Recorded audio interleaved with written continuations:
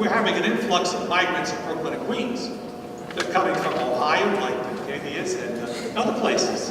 Bishop Nicholas DiMarzio knows that I'm not a native New Yorker.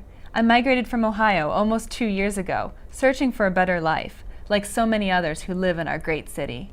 Compared to most, though, I am blessed. Many immigrants are forced to live in constant fear of being deported back to where they were born. Caught in a broken U.S. immigration system, they are unable to acquire the proper status and instead live here undocumented and uncared for. Advocating for them all is Nicholas DiMarzio, the Bishop of Brooklyn and Queens.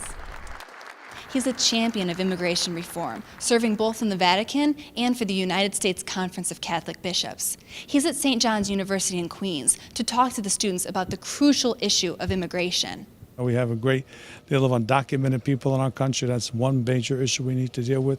We have refugees that would like to come to this country, and our policy is not allowing too many to come from Syria, even Iraq, where these people helped us in the war. Today we have an immigration system that's kind of broken, needs to be fixed, and we have kind of a gridlock in Congress. Nothing's moving.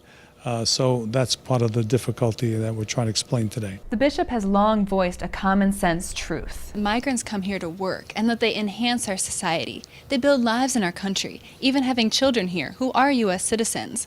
But all too often, when the parents don't have the correct paperwork, families are ripped apart as one or more of them are deported. Imagine what could happen. One's living in one country, one in another. How does a young person support themselves if they have no parents around there to go to work and keep them a house and feed them and try to send them to school? So that's what happens. You have dissolution of families. And these are American citizens, these children. They are. The bishop wants the students to stand up and help these vulnerable immigrants. He even gave them a copy of his new book to help them know how to take action. I think in this country it really is so easy to think of anything that's happening within the world as just numbers, just things that happen, devastations that happen within the world.